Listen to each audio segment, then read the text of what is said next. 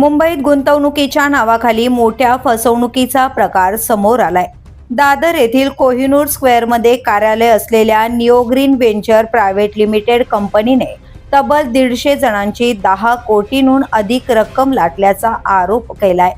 या प्रकरणी कंपनीसह सचिन फडतरे, निखिल शेलार आणि त्यांच्या साथीदारांविरोधात शिवाजी पार्क पोलीस ठाण्यात गुन्हा दाखल करण्यात आला असून आर्थिक गुन्हे शाखेकडून आरोपींच्या गर्भ कार्यालयावर झाडाझडती सुरू आहे। तक्रारदार आरती कौस्तुभ ठाकरे या सायन येथील रहिवासी असून त्या कांदिवली येथे नोकरी करतात। त्यांच्या पतीचा मित्र राहुल जोशी हा निओ ग्रीन कंपनीत सेल्स मॅनेजर होता। त्यानेच ठाकरे दाम्पत्याला कंपनीच्या गुंतवणूक योजनेबाबत माहिती दिली होती।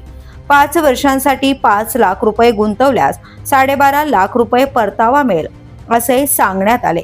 यानंतर ठाकरे दाम्पत्याने कंपनीच्या कार्यालयाला भेट दिली असता कंपनी मोरिंगा पावडरचे उत्पादन करून तो माल परदेशात निर्यात केला जातो आणि त्यातून मिळणाऱ्या उत्पन्नातून गुंतवणूकदारांना व्याज दिले जाते असे सांगून त्यांचा विश्वास संपादन करण्यात आला।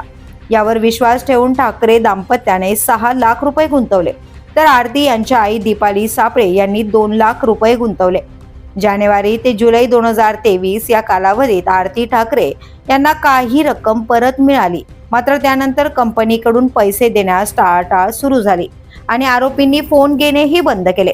अखेर पैसे न मिळाल्याने आरती ठाकरे यांनी नोव्हेंबर 2025 मध्ये गुगलवर कंपनी विरोधात फसवणुकीचा रिव्ह्यू दिला। त्यानंतर इतर अनेक गुंतवणूकदारांनी देखील कंपनीकडून फसवणूक झाल्याचा दावा केला असून या प्रकरणाचा पुढील तपास सुरू आहे। The police news bureau, Dadar.